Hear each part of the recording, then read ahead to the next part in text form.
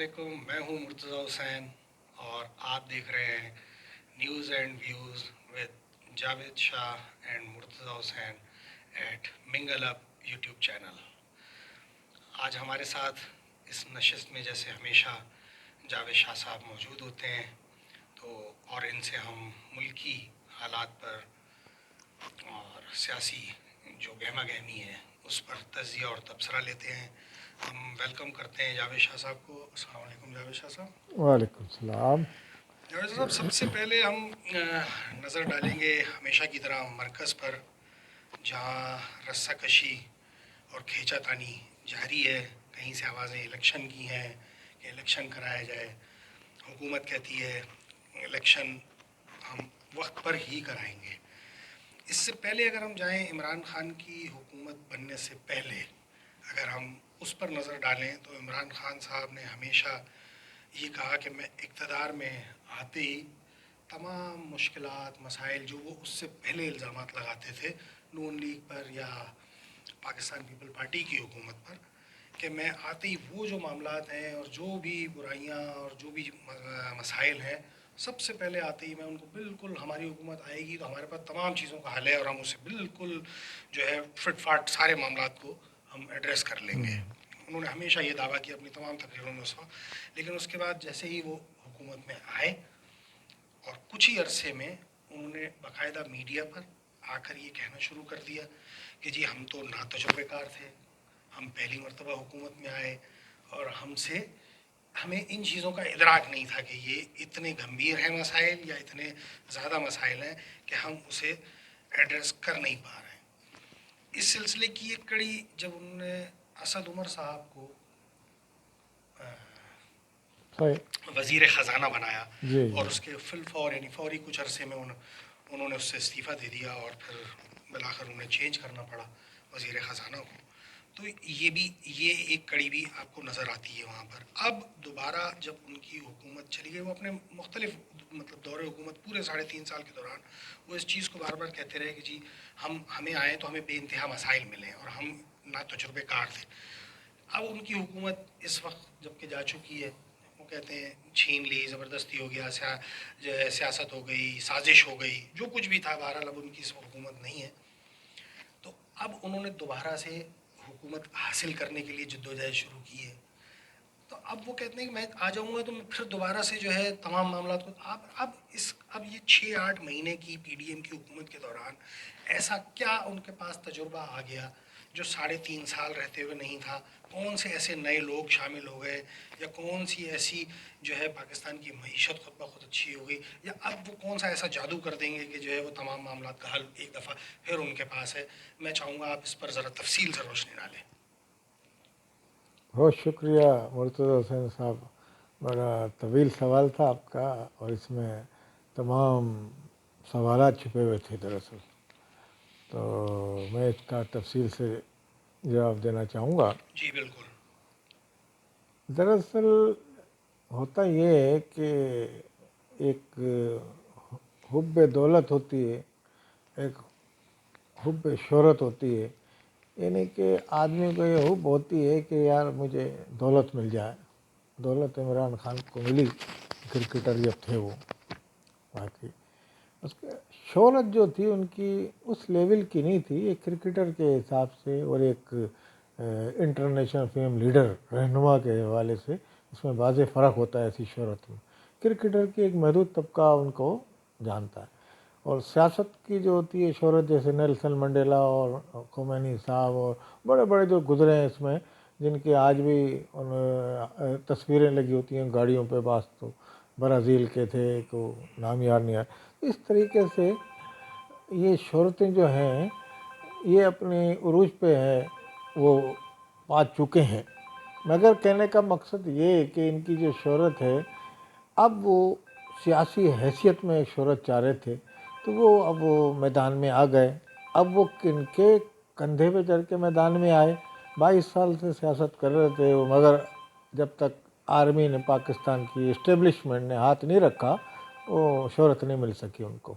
मियाँ वाली की सीट मिलती थी जी जी बिल्कुल, बामुश्किल। पहले एक ही सीट। तो ये हिसाब में अब उनको शोहरत तो मिल गई, اب جب شہرت مل گئی ان کو، اقتدار بھی مل گیا، اقتدار میں وہ کوئی مسئلے مسائل حل کرنے میں ناکام ہی رہے ہیں سمجھ لیں. تو اب وہ یہ کہتے ہیں کہ میں ناکام رہا، مجھے روکا جاتا تھا، مجھے فلاں منع کرتا تھا، فلاں یہ کہتا تھا. تو اصل میں جو پارٹیاں بیساکھی پہ آتی ہیں کسی کی، تو وہ اپنے اشارے پہ تو کہیں گے. جب آپ یہ کہہ رہے ہیں کہ اسٹیبلشمنٹ، پاشا صاحب نے ان کی ISI کے تھے اس زمانے میں، جہاں کہ سے دوسرے شروعات تھے، وہ سب لوگوں نے ان کو لایا، بڑا اچھے آدمی ہے، ایماندار ہے، ملک کی شہرت ہے. حمید گل سے زمانے سے یہ کہانی چل رہی ہے ان کی. ایک زمانے میں تو پاکستان میں آپ کو شاید یاد ہوگا، ایدھی صاحب ملک چھوڑ کے جا رہے تھے. عبدالستار ایدھی ایک جی ہاں جی فرشتہ صرف انسان تھا، وہ ملک چھوڑ کے جا رہا تھا عمران خان کی وجہ سے، کیونکہ اس کو کہا تھا کہ آپ عمران خان کی انداز و حمایت کریں، اور ان کے جو فنڈنگ چل رہی ہے ان کی، تو کینسر اسپتال کی فنڈنگ کر رہے تھے، تو اس میں انہوں نے کہا آپ اپنی حمایت ان کو دیں کہ آپ آئیں. انہوں نے کہا بھائی میں اپنے ایک ادارہ چلا رہا ہوں، کسی کی میں حمایت میں بکسا لے کے نہیں بیٹھوں گا کبھی چندہ ادھر بھی. تو کچھ اس طرح کے اور بھی دوسرے معاملات تھے کہ ان کی حمایت کریں اور یہ کریں. لازمی اس لیے کہ ان کی حمایت، جب ایدھی کے اتنے فالوور تھے دنیا بھر میں پاکستان، تو ان کی بھی حمایت کرنے کے لیے حمید گل نے بھی یہ کوشش کی تھی. حمید گل افغانستان کے اسلامی انقلاب جو تھا نام نہاد جو آیا تھا، تو اس کے ایک بانیوں میں شمار ہوتا ہے. ان کی بھی ایک پاکستان کے حوالے سے بھی اپنی خدمات ہیں، اور ISI کے بھی وہ چیف رہ چکے تھے. مگر وہ ایک الگ داستان ہے جس میں عمران خان کو انہوں نے لانچ کیا. پھر اس کے بعد یہ عمران خان پھر بھی نہیں کامیاب ہو سکے. تو یہ جو کرنٹ ہمارے جنرل پاشا تھے، اس کے بعد انہوں نے آتا کہا بھائی آپ تو اچھے آدمی ہیں، آپ کیوں نہیں جیت رہے؟ انہوں نے بھائی یہ مسئلہ ہے. ہاں ٹھیک ہے. اب جب وہ جوڑ توڑ کر کے آپ کی پارٹی لا کے آپ کو ایک تیار کر کے پارٹی تگڑی آپ کی ادھر کے بھان متے کا کنبہ جوڑ دیا انہوں نے. عمران خان کی اپنی ذاتی حیثیت بھی تھی، مگر لوگوں کو تو یہ بھی ایک حقیقت ہے کہ آرمی کی اسٹیبلشمنٹ لائی، ڈنڈے کے زور پہ ان کو ان کے ساتھ شامل کیا. یہ ایک حقیقت ہے، تاریخ کی حقیقت ہے. اب عمران خان نے اپنی شہرت میں اضافہ بھی ہو گیا، عوام بھی پسند کرنے لگی، اس طرح عوام میں مقبول ہو گئے. وہ یہ سمجھے کہ اب میں بالکل مقبول ہو گیا ہوں. ایسی بات تھی بھی، اور مگر آرمی جو مقبولیت کے بعد انہوں نے آرمی پہ ہی اٹیک شروع کیے، جیسا کہ ماضی میں سرکشی ہے. ہاں، اس کے علاوہ آرمی نے ان کو کئی جگہ سے روکا بقول ان کے، جب ان کے اقتدار میں وہ تھے ان کو اچھے کام کرنے نہیں دیے بقول ان کے. میں یہ سمجھتا ہوں ایک سال کے اندر عمران خان کو پریس کانفرنس کر کے آرمی پہ الزامات لگا کے، اسٹیبلشمنٹ پہ یا باجوہ پہ جو بھی تھے ان پہ الزام لگا کے ہٹ جاتے، مگر وہ مسلسل بیٹھے رہے. آج ہی آپ نے ایک تحریر پڑھی ہوگی کہ فارن فنڈنگ کیس کی چل رہا ہے، تو اس میں یہ کیس لوگ کہتے ہیں اس کا فیصلہ کیوں نہیں ہو رہا. آج انصار عباسی جنگ کے سینئر ایڈیٹر ہیں، انہوں نے ایک رپورٹ بریک کی ہے، تو اس میں انہوں نے یہی بتایا کہ آرمی نے الیکشن کمیشن کو کہا تھا کہ جناب یہ ان کے کیس کا فیصلہ فوری نہ کریں، کیونکہ یہ مضبوط کیس ہے تو ان کی شہرت پہ غلط اثر پڑے گا. آرمی ان کے جب باجوہ صاحب جو بھی لوگ تھے فیور میں تھے، تو انہوں نے کہا ان کی شہرت پہ انصار عباسی نے آج یہ بریک کی. میں انصار عباسی کوئی سینئر صحافی ہیں، اس لیے میں ان کی بات کوٹ کر رہا ہوں.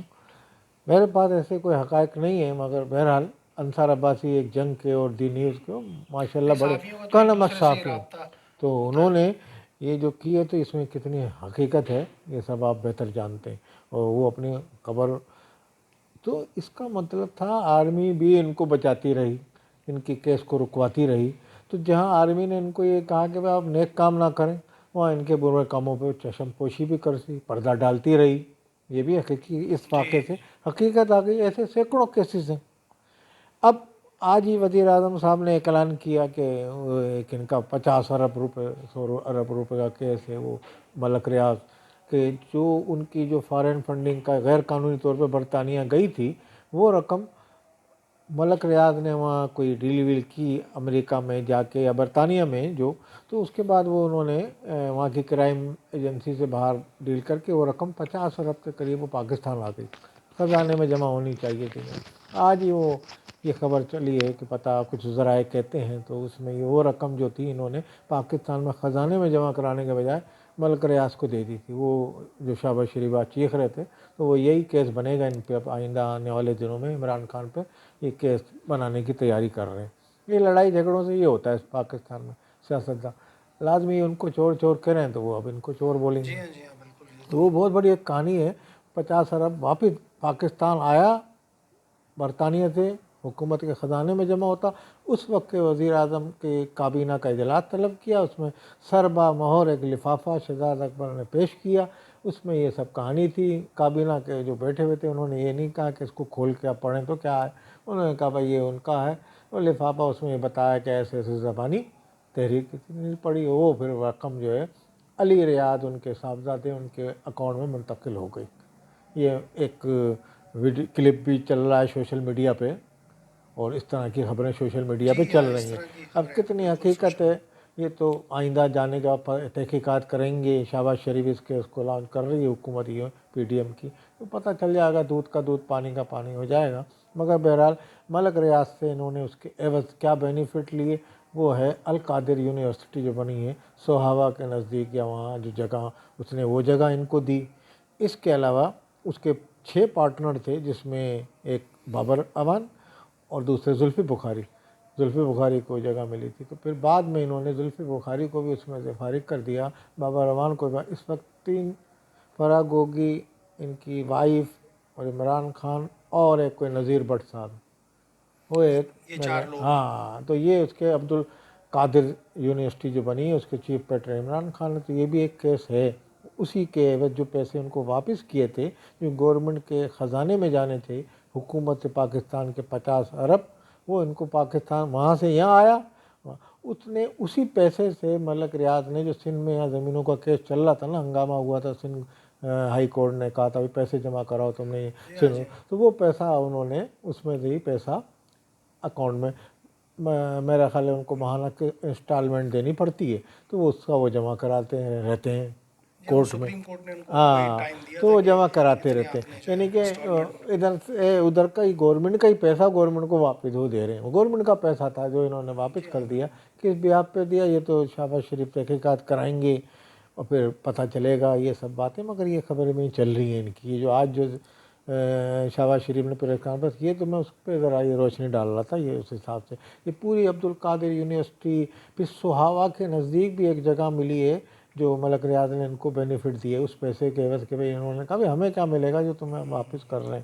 تو ادھر بھی فرح گوگی کو اور ان لوگوں کو زمینیں دی ہیں, تو اس کی بھی تحقیقات ہوگی. ابھی تو صرف الزام ہی ہے یہ ان پہ. اب یہ جب ثابت ہوگا پھر ہم ان کو ڈکیت چور کہیں گے, ہم تو نہیں کہہ سکتے.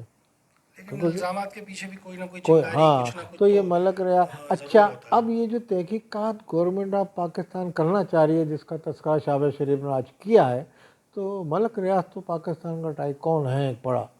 تو وہ جو ہے پی ڈی ایم کی حکومت میں, نون لیگ میں بھی ان کے بندے ہیں. تو وہ یہ چاہ رہے ہیں یہ تحقیقات جب چلے گی تو اس میں ملک ریاض بھی انوالو ہو جائیں گے. تو وہ ملک ریاض کو بچانا چاہ رہے ہیں. تو وہ چاہ رہے ہیں کہ یہ کیس چلے ہی نہیں تو بہتر ہے. اب شہباز شریف ڈاکو چور کا لقب سن سن کے نواز شریف فیملی تنگ آ گئی ہے, تو ان کو یہ کیس ملا ہے, تو وہ چاہ رہے ہیں اس کیس کو ہم اوپن کریں. بہت اس میں اربوں کی بات ہے. تو اب یہ دیکھتے ہیں کہ وہ حلقے جو نون لیگ کے جو اپنے ملک ریاض کے دوست یار ہیں, وہ کتنا رکوانے میں کامیاب ہوں گے. ملک اور ریاض کی جڑیں تو آپ یہ ہر سمجھیں کہ جگہ ہیں. ہاں پیپلز پارٹی میں بھی ہاں, بڑی ہر گہری جگہ, ہیں, نون ہاں. لیگ میں بھی بڑی تو گہری ہیں. اب وہ یہ ہے کہ اب یہ کیس چلے گا تو کتنا حد تک چلے گا. میرا خیال ہے یہ عمران خان کے بلیک میل کرنے کی بھی ایک ہو سکتی ہے گورنمنٹ کی طرف سے کہ بھئی چلو یہ, ایک طریقہ جی. ہاں, یا ان عناصر کی طرف سے ہو سکتی ہے جن کو عمران خان آنکھیں دکھا رہے ہیں. تو اب انہوں نے کہا بھئی آ جاؤ پھر ہم تمہارا پنڈورا باکس سارا کھول دیتے ہیں نا. تو وہ عناصر جن کو عمران خان برا بھلا کہنا شروع کر رہے ہیں, جن کی جی ہاں بالکل. آپ سمجھ رہے ہوں گے. کل عمران خان صاحب نے دوبارہ چیف آف آرمی اسٹاف جو اس وقت ہیں ہمارے سید عاصم منیر صاحب, ان کو دوبارہ سے پکارا ہے مدد کے لیے کہ آپ آئیے اور انٹرفیئر کریے. تو آپ اس بارے میں کیا کہنا چاہیں گے؟ یہ انتہائی افسوس کے ساتھ میں کہوں گا, یہ ایک سیاسی لیڈر کی کوشش نہیں ہونی چاہیے. اور وہ پارٹی پاکستان میں سیاسی پارٹیوں کو اسٹیبلشمنٹ سپورٹ کرتی رہی. کبھی اسٹیبلشمنٹ کے دامن میں کبھی ذلت آئی, کبھی رسوائی آئی, مگر وہ ان کو کرتی رہی. مگر کچھ پارٹیاں ایسی تھیں جو عوام میں جڑیں ان کی نہیں تھیں، تو وہ اسٹیبلشمنٹ کی مدد سے اقتدار میں آ جاتی تھیں، کیونکہ اسٹیبلشمنٹ ان کو جوڑ توڑ کر کے اقتدار میں لے آتی تھی، ان کی حکومتیں بن جاتی تھیں۔ کچھ پارٹیاں ایسی ہیں کہ وہ عوام میں مقبول بھی ہیں، مگر جوڑ توڑ کے لیے اقتدار بنانے کے لیے اسٹیبلشمنٹ کی مدد لے لیتی تھی کہ بھئی ان کی سیٹیں کم آئی ہیں تو یار 10 سیٹیں 10 اور چاہیے، تو اس کے لیے وہ ان سے رجوع کرتی تھیں، تو وہ ان کو گردنوں پہ ہاتھ رکھتے تھے ایم این ایس کی، وہ پہنچ جاتے تھے۔ تو یہ تو کام چلا ہے یہاں، مگر کہنے کا مقصد یہ ہے کہ وہ پارٹیاں مکمل اسٹیبلشمنٹ کی مدد سے جیتتی نہیں ہیں، وہ عوام کی مدد سے جیتتی تھی، جس میں پھر میں نام لوں گا، اس میں پیپلز پارٹی بھی تھی۔ پاکستان پیپل پارٹی، ہاں، یہ پیپلز اس پارٹی طرح کے مین ہے۔ مناظر ہم نے تو پہلے نہیں اب دیکھے آج یہ تک۔ عمران خان کے میں سوال کرتا ہوں کہ عمران خان کو اس وقت بڑی مقبولیت حاصل ہے، عوام میں کافی مقبول ہیں، اور ان کے ووٹ بینک بھی کافی ہو گیا ہے، تو ان کو اب کیا پھر سے آرمی چیف کی مدد لینے کی ضرورت پڑ رہی ہے؟ کیا آرمی سے مدد لے رہے ہیں کہ بھائی آپ میری مدد کریں، اور ان کو مجبور کریں پی ڈی ایم کو کہ الیکشن کرائیں؟ تو یہ تو مجھے سمجھ میں نہیں آ رہا کہ انہوں نے یہ کہ سیاست، یہ آرمی والے جب ایک طرف ہو گئے ہیں بقول ان کے، تو ان کو واپس لا کے بولنے آؤ ہماری پھر سے مدد کرو۔ ابھی تو یہ کمزور تھوڑی ہیں، وہ عمران خان تھوڑی ہے 1 سیٹ لینے والا 2 سیٹیں، اس وقت عمران خان کی سیٹیں کافی آئیں گی، عوام میں مقبول بھی ہیں، تو یہ کیوں آرمی کو، رانا صاحب جو آئے، ہمارے شاہ صاحب جو آئے ہیں آرمی چیف، ایک انہوں نے اب نیوٹرل پالیسی اور حقیقی معنوں میں وہ چلی گئی حکومت۔ وہ ماضی میں آپ نے باجوہ صاحب کو اتنا بدنام کر دیا، باجوہ صاحب نے آپ کو اتنی، آپ کے پودے کے اندر تحریک انصاف کے پانی بھی دیا، یہ بھی دیا، اور جیسے میں نے بتایا فارن فنڈنگ کے انہوں نے رکوایا، کتنے عرصے تک رکا رہا، وہ فیصلہ ہی نہیں دے رہا تھا الیکشن کمیشن۔ وہ تو جب انہوں نے زیادہ شور مچایا تو وہ پھر اس نے دے دیا فیصلہ، آخری دنوں میں دیا ابھی۔ تو اس میں اس کو بھی یہ کہتے ہیں جھوٹ ہے، وہ یوں آدمی جھوٹا آدمی ہے، یہ مطلب یہ تو مانتے نہیں نا، جو فیصلہ ان کے اگینسٹ آ جائے نا، یہ ان کی ایک خاص بات ہے۔ مگر میں یہ کہتا ہوں عمران خان کو اس وقت شہرت حاصل ہے، شہرت کی بلندیوں پہ ہے، اور ان کی اندھی تقلید لوگ کر رہے ہیں، کچھ دانشور ٹائپ کے لوگ بھی کر رہے ہیں، کچھ سمجھدار لوگ بھی کر رہے ہیں، کچھ بے شعور لوگ بھی کر رہے ہیں، تو نوجوان نسل بھی کر رہی ہے۔ اصل میں ہوتا یہ ہے کہ آج کل یہ ہے کہ یہ چیز، آپ کے گھر میں لائٹ نہیں آ رہی ہے، ایک چھوٹی سی مثال دوں، آپ نے کہا بھائی ایسا کرو اس چیز کو تباہ کر دو، تو وہ جو نعرہ ہوگا نا آپ کا، وہ عوام میں زیادہ مقبول، آؤ چلو سب توڑ دو۔ بھائی غیر قانونی کام ہے، آپ کے ایف سی کے آفس کو نہیں توڑ سکتے، عواملہ کو نہیں گرا سکتے بلڈنگ، اس سے بجلی آپ کے نہیں آئے گی۔ مگر یہ ایسے نعرے انہوں نے لگا کے عمران خان نے مقبولیت حاصل کی، تو عوام کے نوجوان مقبول ہو گئے، انہوں نے ہاں فوج کو برا بھلا کہنا شروع کر دیا، فوج کے خلاف عوام میں ایک پھیلائی بھی تھی قوم پرست سیاستدانوں، ملک دشمن سیاستدانوں نفرت، تو اس کے علاوہ کچھ فوج کے اپنے بھی معاملات تھے ایسے، مگر بعض جمہوری حکومتوں کو انہوں نے جان بوجھ کے ڈیریل کیا، اٹھا دیا پٹری سے۔ تو کہنے کا مقصد یہ کہ اب تو ایک فوج اپنی لائن پہ لگ گئی ہے، آپ اپنی لائن پہ لگ گئے، آپ کو شہرت بھی حاصل ہے، تو آپ ان کو کیوں مجبور کر رہے ہیں کہ میری مدد کریں؟ تو الیکشن بھئی آپ کو مدد تو آپ کی خود ہو گئی تھی، آپ وہاں فیض آباد پہنچے، آپ اٹھتے ہی نہیں وہاں سے، آپ نے ایک دم، عوام آپ کے ساتھ تھی، پی ٹی آئی کی عوام آپ کے ساتھ ساتھ چل رہی تھی، بچہ آپ کو اس میں گولی لگی، گولی لگنے کے بعد آپ اتنے کمزور پڑے اندر سے کہ آپ نے وہاں جا کے یو ٹرن لے لیا، ٹھیک ہے میں جا رہا ہوں اسمبلی توڑنے کی، اب ہوگی بات، ہم اسمبلی توڑ دیں گے صاحب، یہ کر کے آپ نعرہ لگا کے واپس انہیں لوگوں کو لے آئے جو بیچارے سردی میں آپ کے ساتھ چل رہے تھے، اور آپ کے ساتھ وہ آپ وہاں سے الیکشن کی ڈیٹ لے کے اٹھتے، پی ڈی ایم کی طرف سے اعلان ہوتا کہ عمران خان نے اتنا بڑا دھرنا کیا، اسلام آباد کا گھیراؤ کر لیا، تو ہم مجبور ہو گئے ہیں، پی ڈی ایم کی حکومت کہتی، یا اس سے مذاکرات کرتے، ہم نہیں چاہ رہے کہ ملک میں فساد پھیلاتے آپ، مگر آپ اٹھتے نہیں وہاں سے، میں آپ کو یہاں مگر انہوں نے یو ٹرن لے کے بڑا ناظرین، نیوز اینڈ ویوز کے اس پروگرام کا سلسلہ جاری ہے، دوسرے ویلاگ میں آپ اس سلسلے کو یہیں سے ہم شروع کریں گے آپ کے سامنے۔